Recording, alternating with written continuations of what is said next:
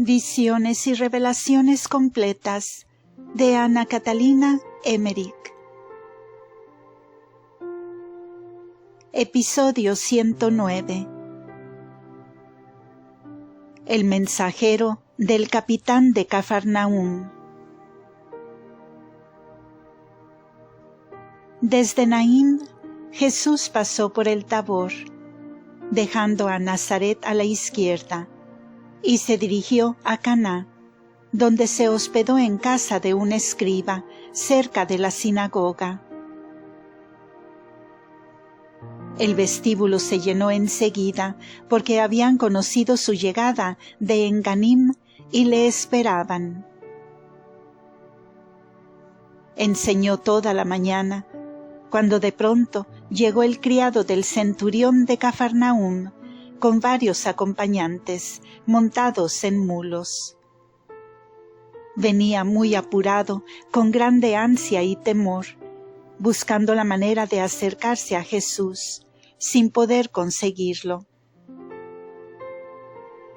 Como inútilmente intentara varias veces penetrar por la turba, al fin alzó la voz clamando: «Señor, reverendo Maestro, deja que tu siervo se acerque a tu presencia.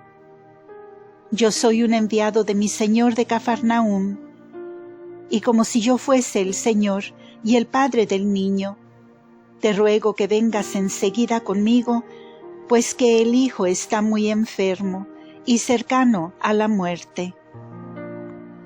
Jesús no prestó atención a su clamor, y el siervo buscaba la manera de llamar la atención sobre sí y de penetrar entre la multitud, sin lograrlo.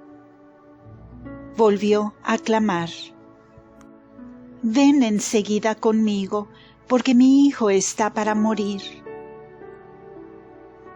Jesús volvió la cabeza hacia él y dijo: «Si vosotros no veis prodigios y señales, no acabáis de creer. Conozco tu necesidad. Vosotros queréis hacer alarde y hacer irritar a los fariseos, y tenéis tanta necesidad como ellos. No es mi misión que yo haga prodigios para vuestros fines. No necesito vuestro testimonio. Yo obraré donde sea la voluntad de mi Padre, y haré prodigios donde lo pida mi misión». En esta forma habló largamente, avergonzándolo delante de la turba. Todo esto escuchó el hombre sin inmutarse, sin darse por entendido, se esforzó por acercarse, mas gritando de nuevo: «¿Qué me aprovecha esto, maestro? Mi hijo está por morir. Ven enseguida conmigo, quizás está ya muerto».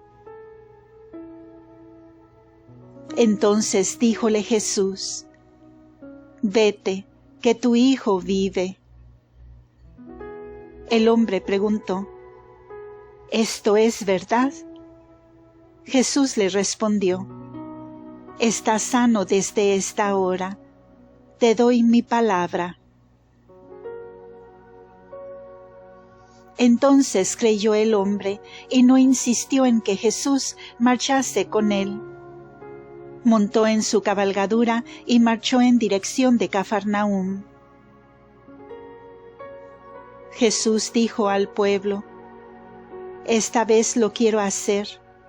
En otro caso semejante ya no lo haré». Yo he visto a este hombre no como un simple siervo del capitán real, sino como verdadero padre del niño. Este mensajero era el primer siervo de aquel capitán de Cafarnaúm, que no tenía hijos, aunque mucho lo deseaba, y al fin había adoptado a un hijo de este su criado, que había tenido con su mujer. El niño tenía ahora 14 años de edad. El mensajero venía como enviado y como verdadero padre del niño. Lo he visto todo y me fue aclarado todo. Por eso lo dejó Jesús clamar así, y le dijo esas cosas. Por lo demás, nadie sabía nada de la paternidad del niño, que hacía tiempo pedía la presencia de Jesús. Primero, era la enfermedad leve, y pidieron ya a Jesús por causa de los fariseos. Desde 14 días la enfermedad se hizo grave, y el enfermo había dicho respecto a los remedios que le daban: las muchas bebidas no me aprovechan, solo Jesús, el profeta de Nazaret, me puede ayudar.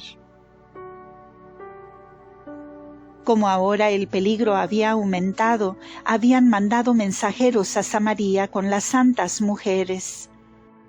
Luego, por medio de Andrés y Natanael en Enganim. Finalmente marchó el mensajero y padre del niño donde estaba Jesús. Jesús había diferido la curación para castigar sus torcidas intenciones. Había desde Caná hacia Cafarnaúm un día de viaje, pero el mensajero se apuró tanto que llegó a la misma noche. A la distancia de algunas horas ya le salieron al encuentro algunos criados diciéndole que el niño estaba sano. Le salían al encuentro para avisarle que no se molestara más, si acaso no había encontrado a Jesús. Se podía ahorrar el trabajo porque el niño había sanado de repente a las 7 horas del día. Entonces el mensajero les dijo la palabra de Jesús, y se admiraron, y fueron con él a la casa. He visto al centurión Zorobabel salirle al encuentro con el niño a la puerta de la casa. El niño lo abrazó y él contó las palabras de Jesús, y los criados que le acompañaron atestiguaron lo mismo. Entonces fue un contento general. He visto que prepararon una gran comida. El niño estaba sentado entre su padre putativo y su verdadero padre. Estaba también la madre allí. El niño amaba a su verdadero padre como al putativo, y aquél tenía también gran autoridad en la casa. Después que Jesús despachó al enviado de Cafarnaúm, sanó todavía a muchos enfermos que había juntado en un patio de la casa. Había entre ellos algunos endemoniados, pero no eran de los peores. Por esto habían sido llevados varias veces para oír las enseñanzas de Jesús. Solo delante de él se enfurecían y agitaban terriblemente. No bien Jesús les mandaba callar, se aquietaban. Después de algún tiempo parecía que ya no podían aguantar más, y comenzaban de nuevo a convulsionarse. Entonces Jesús les hizo señal con la mano, y callaron otra vez. Al fin mandó Jesús a Satanás salir de ellos. Caían como desfallecidos. Luego volvían en sí. Daban gracias contentos y no se acordaban de lo que les había sucedido. He visto que había entre ellos algunos que estaban poseídos sin culpa propia y que eran buenos. Yo no lo puedo explicar claramente, pero he visto aquí y en otras ocasiones la relación que hay en esto, de cómo queda a veces perdonado y libre un hombre malo por gracia y misericordia, mientras el diablo toma posesión de otro inocente y débil, pariente del malo. Parece como que el bueno tomara parte del castigo del otro sobre sí mismo. No alcanzo a explicar esto más claramente. Tal cosa sucede porque todos somos miembros de un cuerpo, y sucede entonces como si un miembro sano enferma también por culpa de otro pecador, en fuerza de una interna correlación de uno y otro. De estos poseídos había aquí algunos. Los malos y pecadores son siempre más malignos y obran en cooperación con el demonio mismo. En cambio, los poseídos sin culpa sufren solo la posesión y son, a pesar de ello, buenos y piadosos.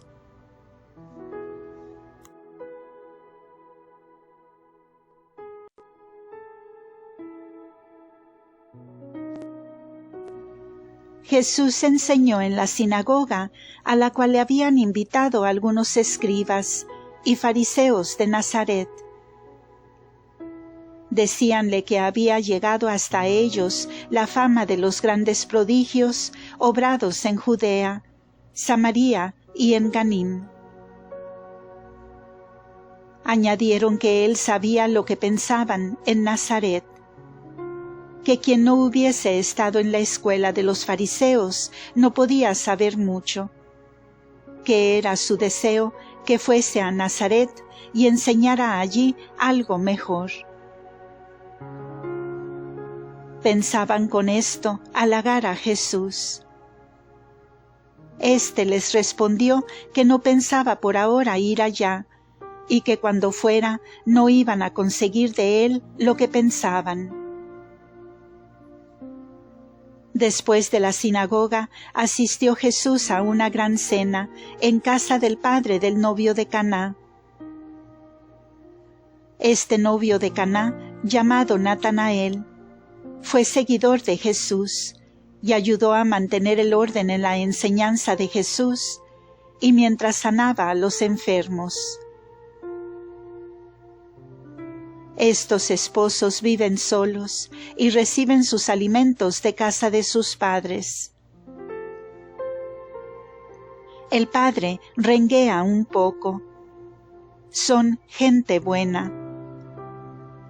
La ciudad de Caná es hermosa, limpia, sobre una alta explanada. Pasan por aquí varios caminos carreteros y uno en dirección a Cafarnaúm. Después de la cena, se retiró Jesús a su vivienda y sanó a varios enfermos que le esperaban. Para curar no procede siempre de la misma manera. A veces solo manda, a veces pone las manos sobre el enfermo, otras se inclina sobre él, otras manda que se purifique y se bañe, o mezcla saliva con el polvo del suelo y lo pasa sobre los ojos de los ciegos.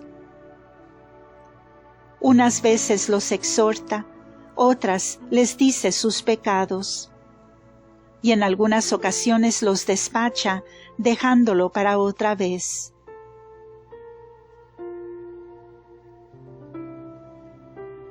Jesús en Cafarnaúm.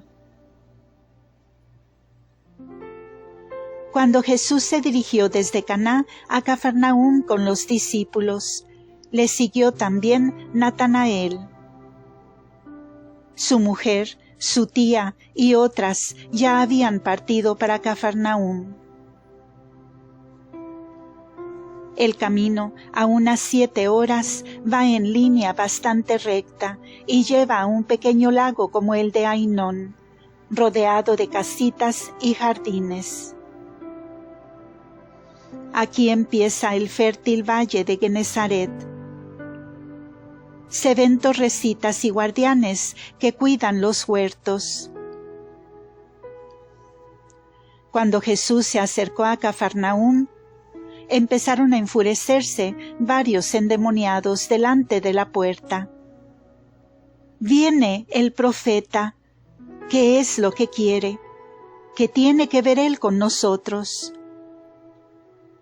Cuando Jesús llegó a la ciudad, huyeron los endemoniados. Habían erigido una tienda delante de la ciudad. Le salieron al encuentro el centurión de Cafarnaúm y el mensajero, llevando al niño en medio de ellos, seguido de toda la familia, los parientes, los siervos y los esclavos.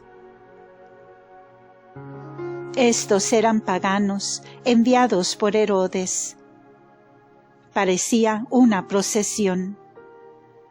Todos se echaron de rodillas delante de Jesús y le agradecieron. Luego le lavaron los pies y le dieron alimento y bebida. Jesús puso sus manos sobre la cabeza del niño, hincado delante de él, y recibió el nombre de Jesé, pues antes se llamaba Joel. El centurión se llamaba Zerobabel. Este le rogó encarecidamente que fuera a su casa a tomar parte de una comida. Jesús se negó, reprochándole su ansia de ver prodigios para mofarse de otros, y añadió: «No hubiera yo sanado al niño, si la fe del mensajero no hubiese sido con su petición tan insistente». Después continuó su camino. Zerobabel había preparado un gran banquete. Los siervos y trabajadores de sus campos y huertas habían sido invitados. A todos se les había contado el prodigio. Todos creían conmovidos en Jesús. Los invitados y muchos pobres entonaron un canto de alabanza en el vestíbulo. Los pobres fueron generosamente obsequiados. La fama del prodigio se había difundido desde la mañana. Zerobabel envió aviso a la madre de Jesús y a los apóstoles, a los cuales he visto de nuevo ocupados en su oficio de pesca. He visto también que la noticia llegó a la suegra de Pedro, que estaba enferma. En Cafarnaúm, Jesús se dirigió hacia la vivienda de su madre, donde estaban reunidos 5 mujeres y Pedro, Andrés, Santiago y Juan. Estos fueron al encuentro de Jesús y reinó allí mucha alegría por su venida y por el prodigio en favor del centurión. Tomó parte aquí en una comida y se dirigió casi enseguida a Cafarnaúm para la fiesta del sábado. Las mujeres quedaron en la casa. En Cafarnaúm se habían reunido muchísima gente y numerosos enfermos. Los endemoniados corrían por la ciudad gritando cuando Jesús llegaba. Él les mandó callar y a través de ellos se dirigió a la sinagoga. Después de la oración se llamó a un empedernido fariseo de nombre Manasés, a quien le tocaba hacer la lectura.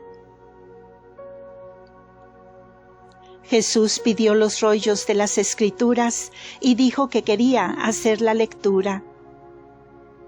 Le dieron los rollos y Jesús comenzó a leer, desde el principio del 5º libro de Moisés hasta la murmuración de los hijos de Israel, y enseñó acerca de la ingratitud de sus antepasados y de la misericordia de Dios para con ellos y de la proximidad del reino de Dios, y que ahora se guardasen de obrar como habían obrado sus antepasados. Explicó aquellos caminos por el desierto como figura de sus errores actuales, y comparó la tierra prometida con el reino de Dios ahora prometido a todos. Después leyó el primer capítulo de Isaías. Él lo explicó aplicándolo a estos tiempos. Habló de los pecados y de los castigos, y como habiendo esperado tanto tiempo a un profeta, ahora que tenían uno, más tarde lo maltratarían. Habló de los animales que conocen a sus dueños, y ellos no conocerán al suyo que ha venido. Habló también de cómo se vería reducido a aquel que había venido para ayudarlos, por sus malos tratos, y cómo sería castigada Jerusalén, y quedaría la comunidad de los suyos muy reducida, pero que el Señor la haría grande mientras los otros serían exterminados. Les mandó que se conviertan, que aun cuando estuviesen manchados con sangre, debían clamar a Dios y arrepentirse, y serían purificados. Habló también del rey Manasés, que había blasfemado contra Dios y había pecado tanto, y por esto castigado y llevado en esclavitud a Babilonia. Y cómo allí se convirtió. Había orado a Dios y encontrado misericordia y perdón. Abrió luego, como al acaso, una página y leyó el versículo de Isaías 7:14.